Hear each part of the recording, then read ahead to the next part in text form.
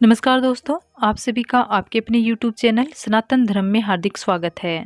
दोस्तों, वैसाख का महीना चल रहा है और महादेव को सबसे प्रिय तिथि है वो है त्रयोदशी तिथि यानी प्रदोष व्रत।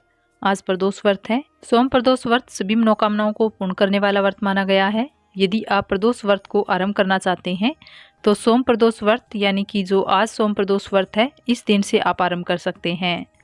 सोम प्रदोष व्रत से सुख शांति की प्राप्ति होती है, सुख समृद्धि की प्राप्ति होती है, संतान की प्राप्ति होती है, संतान के उज्जवल भविष्य का आशीर्वाद मिलता है। साथ ही सोम प्रदोष व्रत रखने से वैवाहिक जीवन में सुख एवं समृद्धि आती है, पारिवारिक कलह का तनाव दूर होता है तथा सभी प्रकार की मनोकामनाओं की पूर्ति होती है सोम प्रदोष व्रत को आरंभ करने से।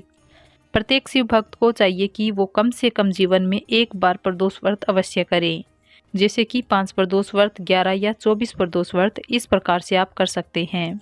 करने के बाद इनका उद्यापन अवश्य करें, इससे आपको अभोग फलों की प्राप्ति होती है। व्यक्ति महादेव की कृपा से सदैव जीवन में उन्नति करता है। शिव महापुराण में प्रदोष व्रत के दिन किए जाने वाले अनगिनत उपाय बताए गए हैं, जिससे भक्तों के समस्त कष्टों का निवारण होता है। यदि आप प्रदोष का व्रत करते हैं तो भी आप इन उपायों को करके लाभ उठा सकते हैं। अगर आप किसी कारण से प्रदोष का व्रत नहीं कर पाते हैं तो भी आप प्रदोष काल में महादेव के मंदिर में जाकर महादेव के शिवलिंग के दर्शन करें, उनकी पूजा आराधना करें, आरती करें। प्रदोष के दिन शिव महापुराण की कथा के अंतर्गत वर्णन किया गया है कि प्रदोष के दिन महादेव के शिवलिंग के दर्शन मात्र से व्यक्ति के सभी पापों का नाश हो जाता है। तो यदि मात्र शिवलिंग के दर्शन से ही जीवन के सभी पापों का नाश हो जाता है तो आप समझिए कि अगर आप विधिवत तरीके से इनकी पूजा आराधना करेंगे तो आपको जीवन में क्या कुछ प्राप्त नहीं होगा। प्रदोष के दिन प्रत्येक शिव भक्त को होना चाहिए कि वह महादेव के मंदिर में प्रदोष काल में जाकर महादेव की पूजा आराधना करें। आज की वीडियो में हम शिव महापुराण में वर्णित एक बहुत ही सरल सा उपाय आपके लिए लेकर आए हैं। इसके लिए आपको एक बेलपत्र लेना है, 1 लोटा जल लेना है। इस उपाय को कोई भी बड़ी आसानी से कर सकता है। इस उपाय को अगर आपने व्रत किया है तो भी आप कर सकते हैं, अगर आपने व्रत नहीं रखा है तो भी आप इस उपाय को कर सकते हैं। बस आप शुद्ध सात्विक भोजन ग्रहण करें।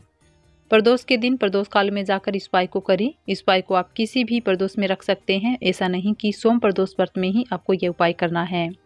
आपको एक बेलपत्र लेनी है। बेलपत्र कहीं से भी कटी फटी ना हो, साफ सुथरी होनी चाहिए। अब प्रदोष के दिन प्रातःकाल जल्दी उठकर स्नान आदि से निवृत्त होकर महादेव की पूजा कर लें। शिवलिंग है तो गंगा जल से अभिषेक करें। अक्षत, पुष्प, चंदन इत्यादि से महादेव की पूजा कर लें। दिन भर आप जो भी कार्य कर रहे हैं तो निरंतर मन ही मन भगवान का ध्यान करते रहें, महादेव का स्मरण करते रहें।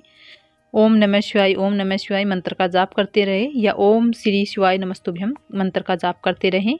आज के दिन आपको लहसुन, प्याज इत्यादि का सेवन नहीं करना है। आज के दिन हो सके तो आप मीठा भोजन ग्रहण करें, हलवा, खीर इत्यादि का। इसके बाद प्रदोष काल में आप स्नान कर लें और हल्के रंग के वस्त्र धारण कर लें। अब आप महादेव के मंदिर में जाएं। सामग्री तो आपको पता ही है, एक बेलपत्र लेना है, 1 लोटा जल लेकर आप महादेव के मंदिर में जाए। अब महादेव के शिवलिंग के समक्ष खड़े होकर इस बेलपत्र को अशोक सुंदरी वाले स्थान पर समर्पित कर देना है। श्री शिवाय नमस्तुभ्यम बोलकर आपको यह बेलपत्र अर्पित करना है। डंडे वाला हिस्सा महादेव के शिवलिंग की तरफ होगा और पत्ती जलाधारी से बाहर की ओर होगा। अब इसी बेलपत्री को आप उठाइए और महादेव के शिवलिंग पर अर्पित कर दीजिए। क्योंकि ये हम सबको पता है कि महादेव के शिवलिंग पर हमेशा बेलपत्री उल्टा ही यानी चिकना वाला हिस्सा शिवलिंग को स्पर्श करेगा और जो लाइन वाला हिस्सा है वो ऊपर की ओर होगा।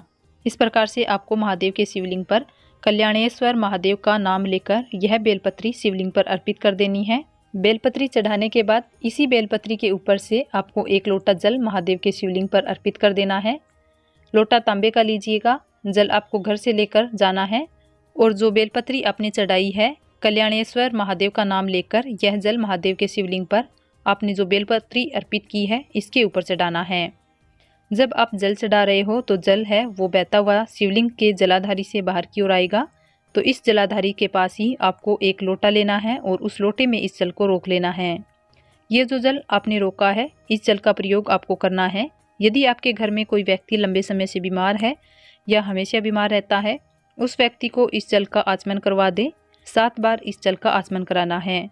तो इसी हिसाब से आप अपने लोटे में जल लेकर जाएं और 7 चम्मच या 7 बार लेकर इस जल को आप कल्याणेश्वर महादेव का नाम लेकर उस बीमार व्यक्ति को आचमन करा दें। हर घूंट के साथ आपको जय हो कल्याणेश्वर महादेव की नाम लेकर जल का आचमन करना है। आप देखेंगे कि धीरे धीरे बीमार व्यक्ति उसकी हालत में सुधार आने लगेगा। आप इस उपाय को स्वयं भी कर सकते हैं अगर आप बीमार हैं। तो दोस्तों, आशा है कि आपको ये वीडियो पसंद आई होगी। तो सनातन धर्म चैनल को सब्सक्राइब करें।